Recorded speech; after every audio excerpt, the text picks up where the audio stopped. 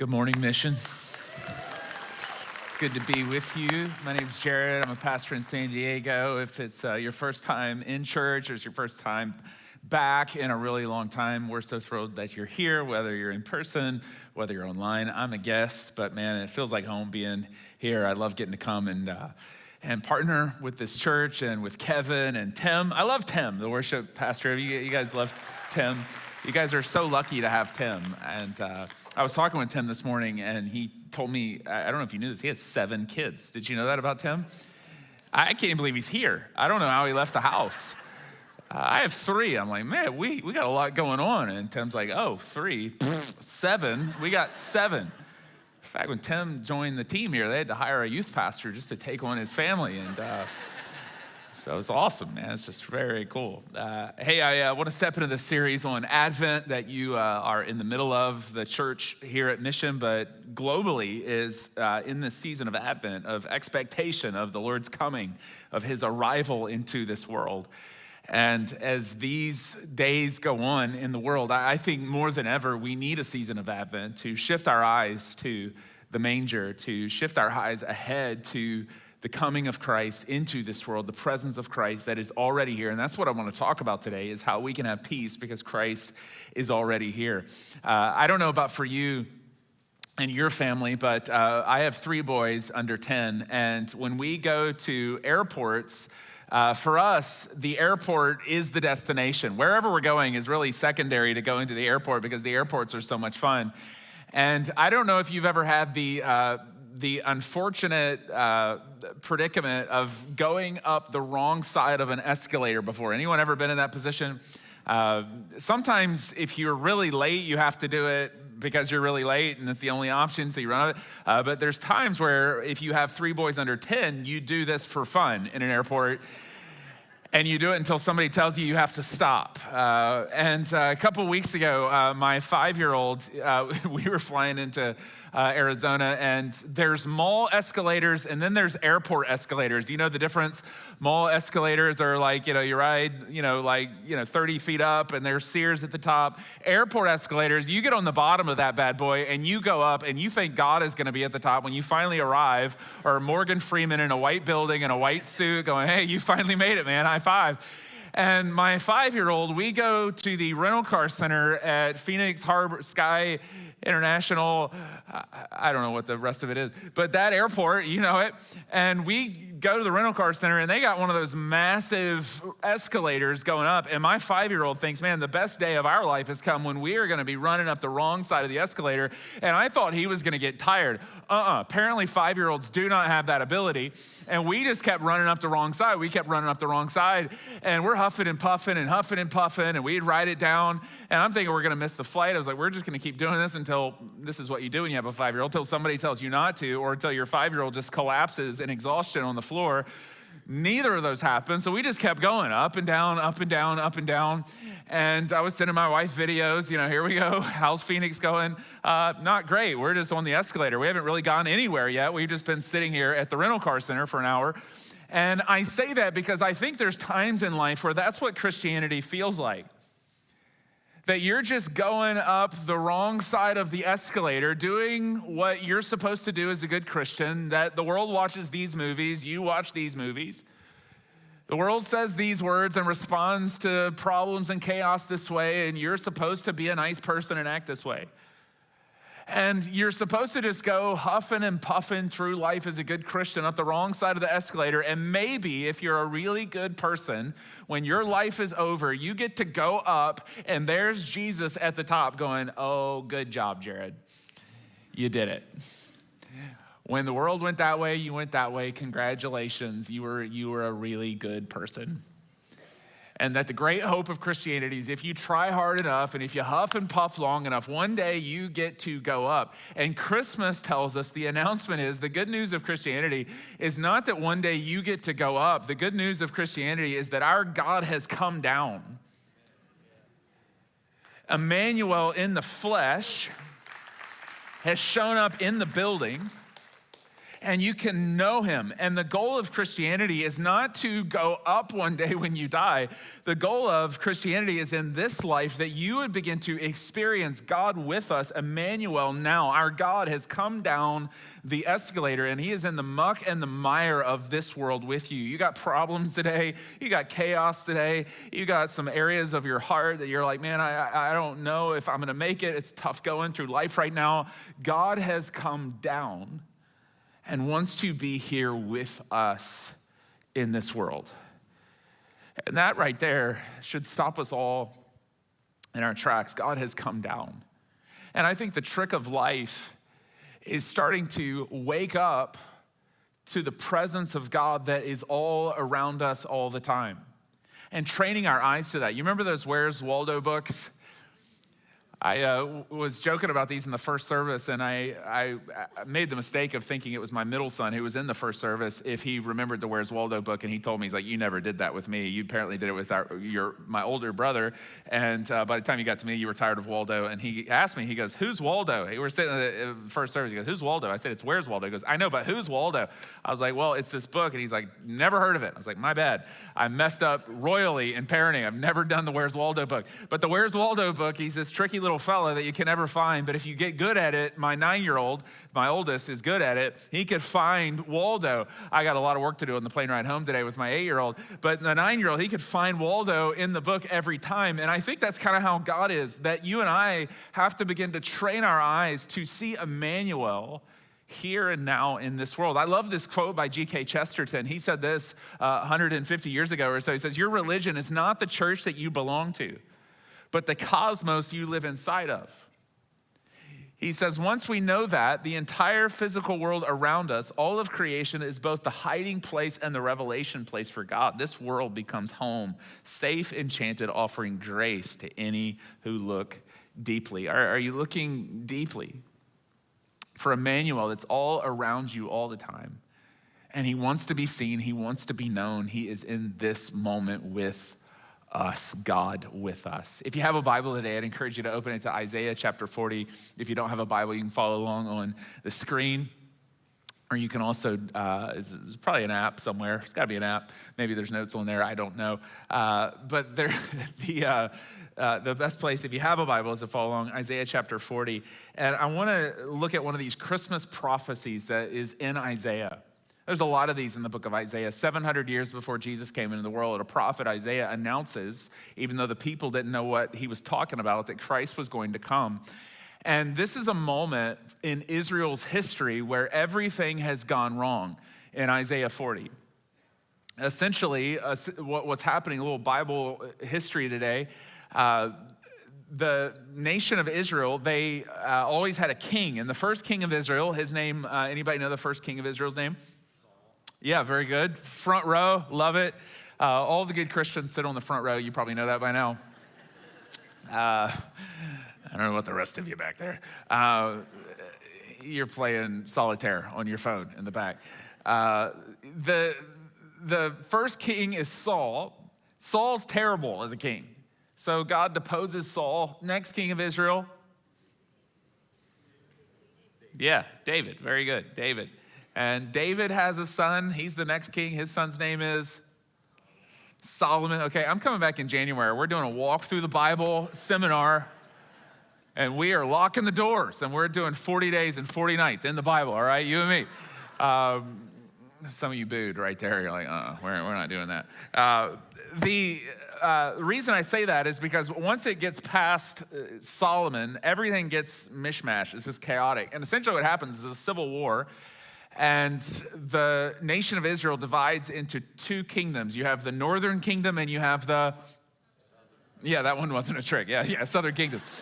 And the southern kingdom, they had some good kings and they had some bad kings. They went through seasons they were wicked. They went through seasons they were good and obedient to God. The northern kingdom, it was all chaos all the time. They were terrible. They were disobedient to God. If you ever read in the scriptures, and it says Judah, Jerusalem, that's the southern kingdom. And at this particular moment, when Isaiah is going to deliver this prophecy, the northern kingdom, wicked kingdom, The big superpower in the world 2,700 years ago was Assyria, not Syria, but Assyria with a capital A. And the northern kingdom hated Assyria. And they wanted to conquer Assyria. They were tired of them. And they went to a surrounding nation, the nation of Aram. And they said, hey, if we team up and form a coalition, we could conquer Assyria together. It was a bad plan from the start. And they said, well, if we're going to do that, we got to form a coalition together with some other nations. And so this didn't happen very often. But the northern kingdom went to the southern kingdom. They said, here's the plan. We're going to go conquer Assyria, and we want you to come with us. Now, the king of the southern kingdom at that time, his name was Ahaz. Let me hear you say Ahaz on the count of three. I didn't count. What in the world?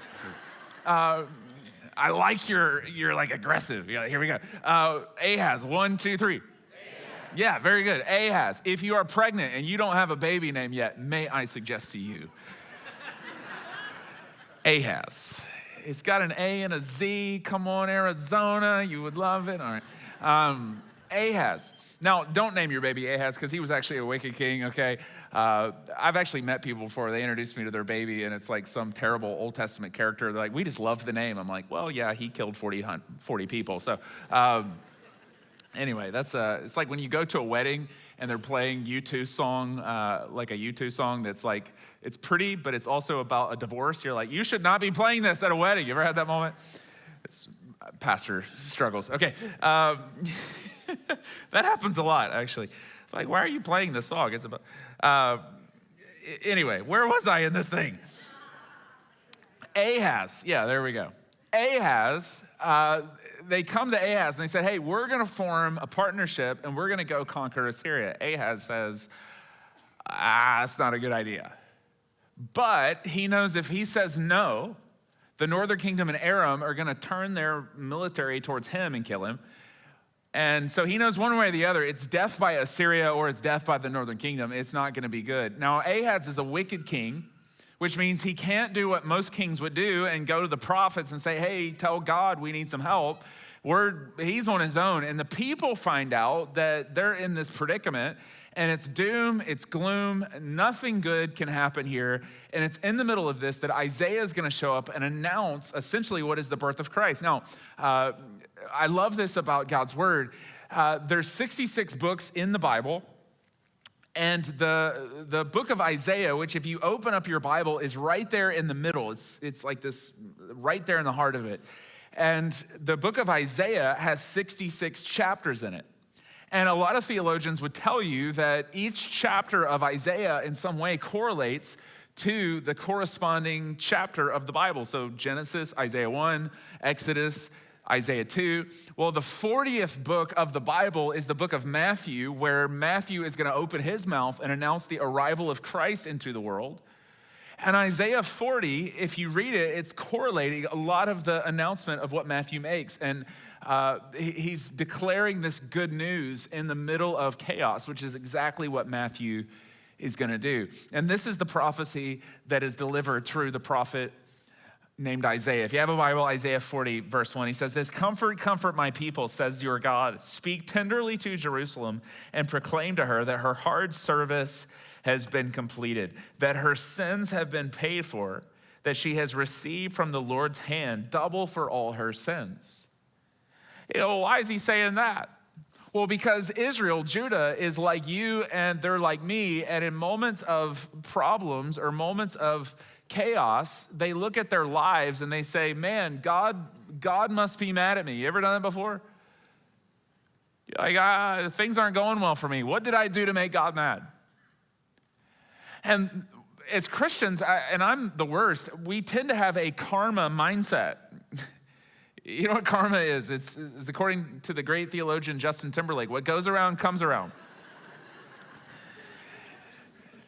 And that's how we feel. Like, I did something bad, and God's gonna get me eventually for that. Some of us today, you're convinced. You live with a fatalistic view of the world. Something bad's gonna happen. I'm gonna, anything bad that happens to you, like, well, I wonder what I did to deserve that. I bet it was when I pulled the whiskers out of that cat when I was 12. I'm like, God's just still angry at me, laser at me all the time. And God's speaking to Judah in this moment, he's going, no. That's not how I work as God, Judah. That's not how I work as God, Jared. Right now, your struggles are not punishment from God. They're actually preparation for something. And that's what he's doing. He's going, I'm actually using all this to prepare the way for something that's going to bust forth in your life, Judah, that is going to bring hope to the whole world. And he goes on and he says this in the next part, and I love this. He says, a voice of one calling in the wilderness, prepare the way for the Lord. Now, if you read Matthew, that's John the Baptist who's in the wilderness saying, prepare the way. Make straight in the desert a highway for our God. Every valley shall be raised up, every mountain and hill made low. The rough ground shall become level, the rugged places a plain, and the glory of the Lord will be revealed. And all people will see it together, for the mouth of the Lord has spoken. Which they're thinking, what are you looking at, Isaiah? That's not what we're looking at right now. Everything in our world is chaos. Let me ask you a question this morning. What is your Assyria right now? What is the thing that is looming, the problem? You have one. It could be your 15-year-old daughter. It could be your job.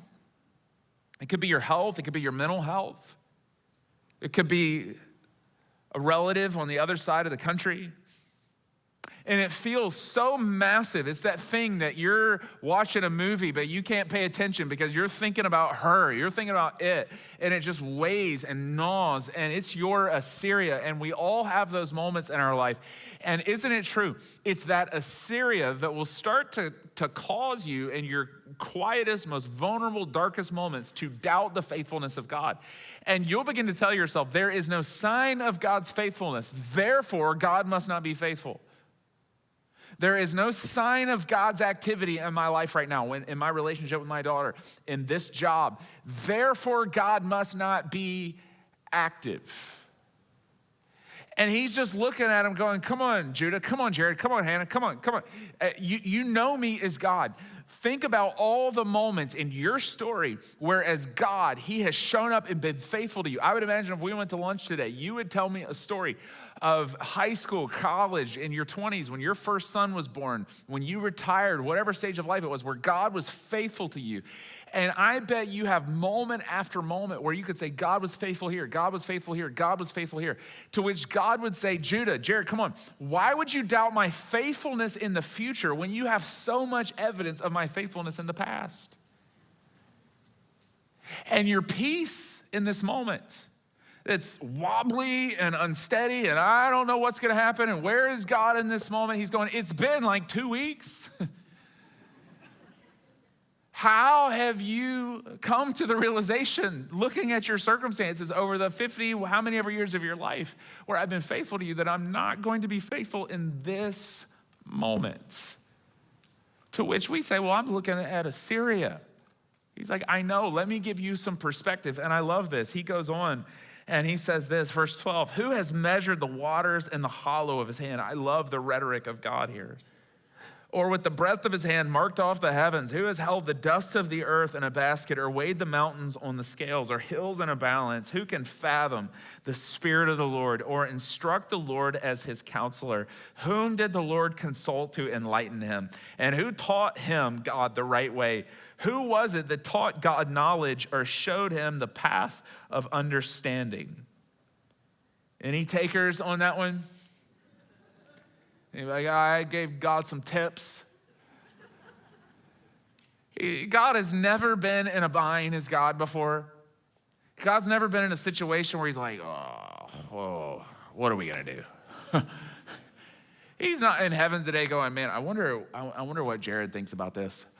I wonder how Jared would handle it. He seems to have navigated a couple issues pretty well. I really need Jared's advice. He's not in heaven today with a WWJD, what would Jared do bracelet on? Like, oh man, I got to ask that guy. He's never been in a bind. He's never been in an issue.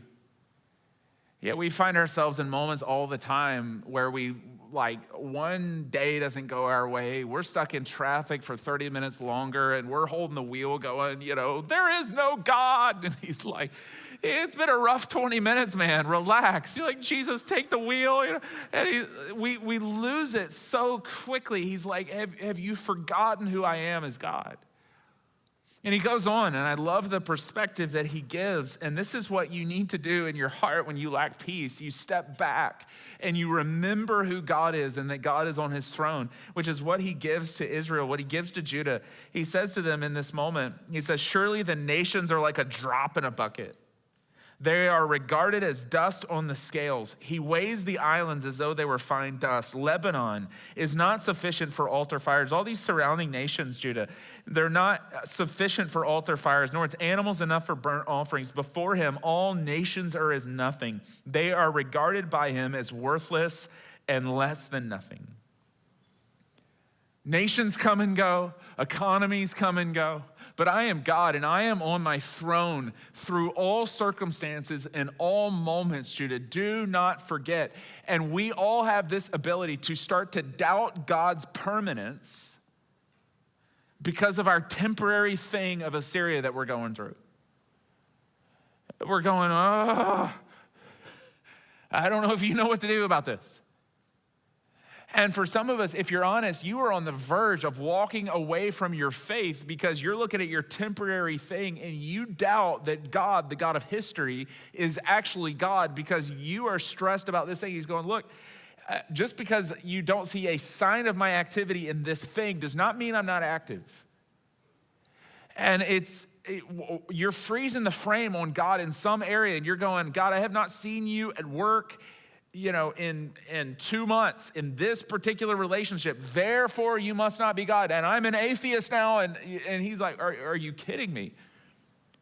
Listen, your lack of peace right now with your circumstances is not a sign that God is not God. It's just a sign that you're not God. Amen. That's it. It's just a sign that you don't have the ability to control people, places, or things. It doesn't mean God's not on his throne. And he's saying, don't make that trade, Judah. Don't make that mistake, Justin. Don't walk away from me because of that thing. And he goes on and he's given them perspective moment after moment in this passage. And I love this. And he says this in verse 22. He also, this God sits enthroned above the circle of the earth, and his people are like grasshoppers. That's what my perspective is as God, that person that's driving you crazy, that person in your office who is human sandpaper. They're driving you nuts. And God's like, they are like a grasshopper to me. You're like, not to me, man. I got to go get an EKG just being around them for 5 minutes. My Apple Watch tells me to sit down when they walk in the room. You got an alert for them, and he's like, they are so small. That thing that is so big to you is so small to me as God. He stretches out the heavens like a canopy, and he spreads them out like a tent to live in. He brings princes to naught, and he reduces the rulers of this world to nothing. No sooner are they planted, no sooner are they sown, no sooner do they take root in the ground, than he blows on them and they wither, and a whirlwind sweeps them away like chaff.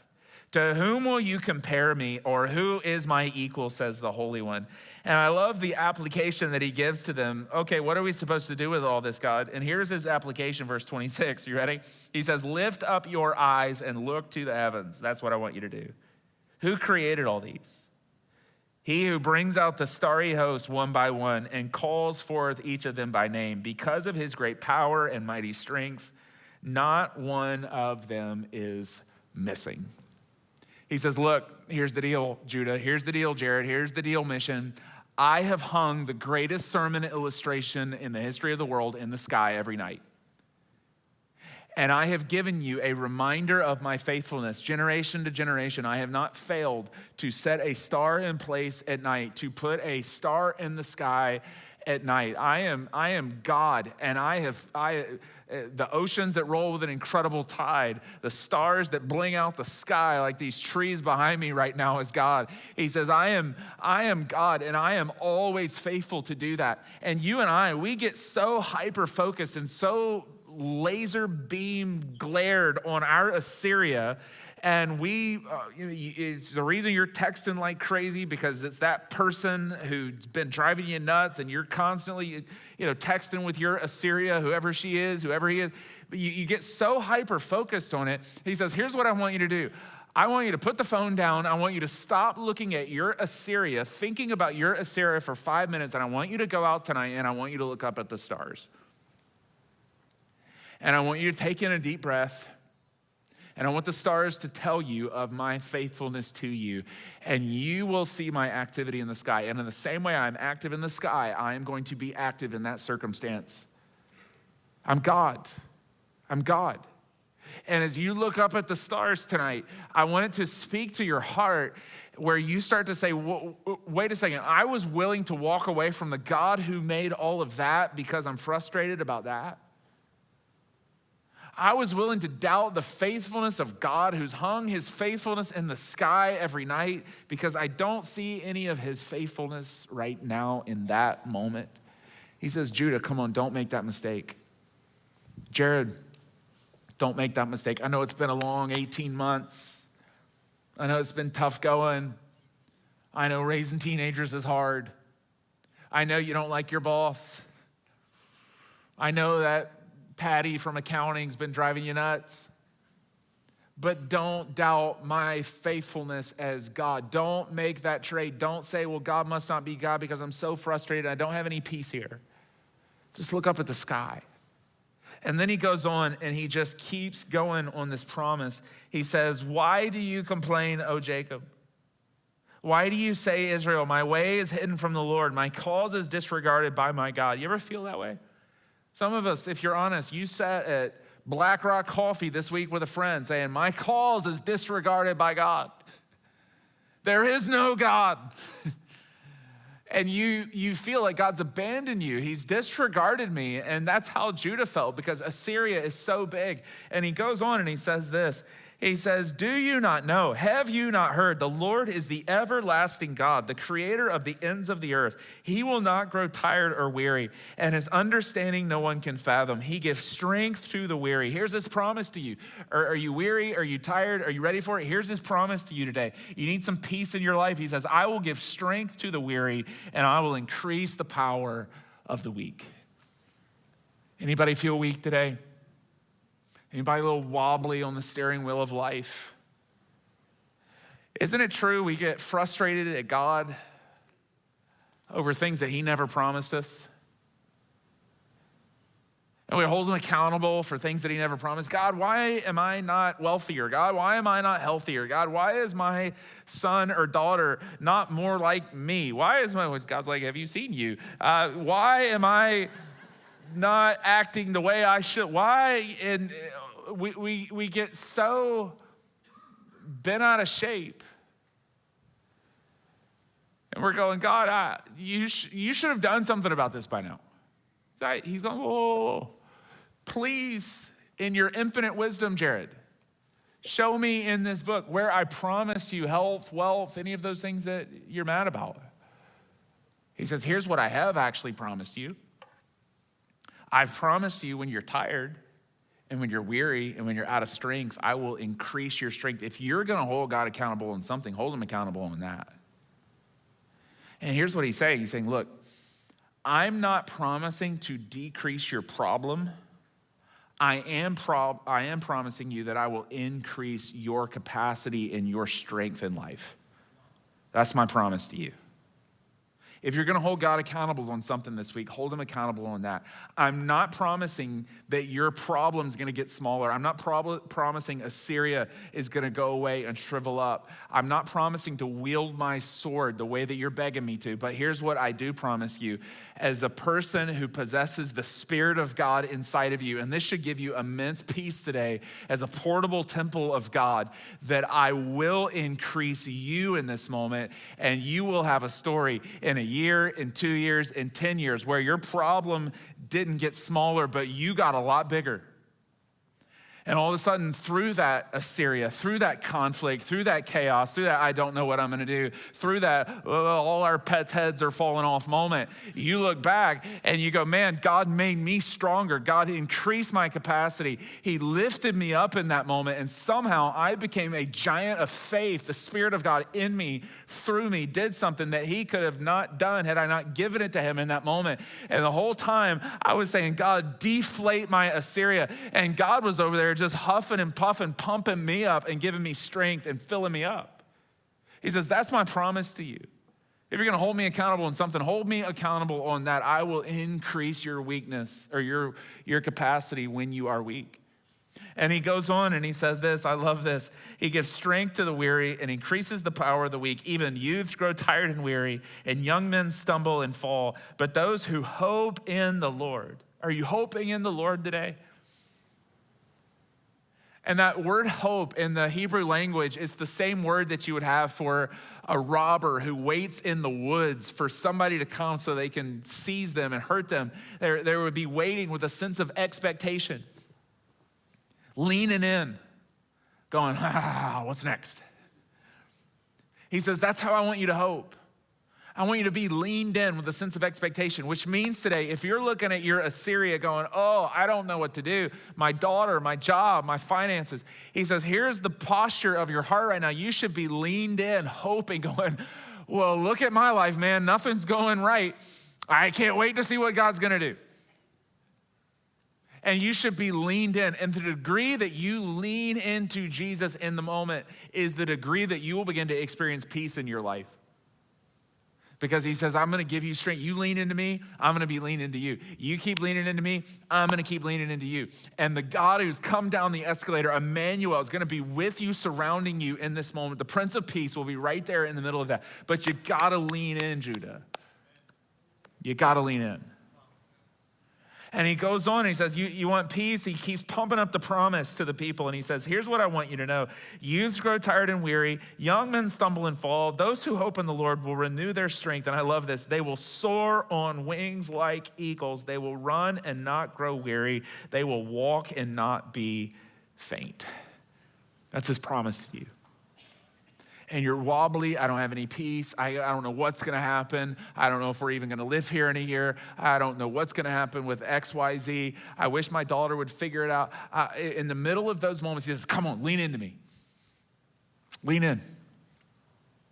And I will be increasing your strength day after day, moment after moment. And the degree that you lean into Jesus is the degree that you will begin to experience comfort and peace in your life. And you will have a story 6 months from now, 6 days from now, I don't know how long. And maybe the problem got smaller, maybe it didn't. But I guarantee you, you will have gotten bigger, and your heart and the capacity that you have, where things in your past that used to just knock you over when you got that phone call or that thing happened, it was a raging river. It's now just like a little trickling stream at your feet because God turned you into a giant. And he said, you will be soaring on wings of eagles. You will run and not grow weary. Some of us right now, you're going, man, there is no sign of God's faithfulness. There is no sign of God's activity. Listen, God gets the most glory. God gets the most credit. God is amplified. His name is lifted up when you are faithful to him in seasons of your life when there is no sign of his faithfulness back. It's easy to be faithful to God when it is trending up and to the right, isn't it? This is the moment where it's hard. But this is also the moment where the next generation's watching. This is also the moment where your sons and daughters are wondering what you're gonna do. This is also the moment where that coworker that has been at odds with you is wondering how you're gonna respond when things aren't going your way. And God gets the most glory. God gets the most credit when you are faithful to him, even when you cannot see a sign of his faithfulness back. There's a single mom today that needs to hear that. There is a person who lost their job this week that needs to hear that. There is somebody within the sound of my voice where God is reaching through the thin membrane between heaven and earth today saying, I need you to lean in now more than ever, not just for you, but for those that are around you watching. And I will give you peace and I will increase your strength. That's God's promise to you. Isn't that good news? Isn't that good news? It's good news. Let's pray together. Let me pray over you today, Mission Church. God, I thank you. You will renew our strength. God, some of us are really tired. It's relational breakdown after relational breakdown. It is an old wound that's been reopened. It is a financial strain that just doesn't seem to go away. It is a job circumstance that just turns into more chaos every time we turn around. It's mounting for somebody today, and it feels like Goliath bearing down on them. And I pray by the power of God, would you increase the strength of your loved sons and daughters? Spirit of God, would you fill up the capacity of your church? Would you do what only as God you can do? When we lean into you, would you lean back in our direction? And would you pump us up, God, with your grace, with your kindness, with your mercy, and with your peace? God, I thank you today. You have come down the escalator. God with us. And whatever we face in this moment, we are not huffing and puffing, trying to do our best, hoping one day you give us a gold star. You have entered into it, and you are with us. Emmanuel. Over our divorce, we say Emmanuel. Over the job loss, we say Emmanuel, God with us. And it's in Jesus' name we pray. And all of God's children said, amen. Amen. Grace and peace, my brothers and sisters.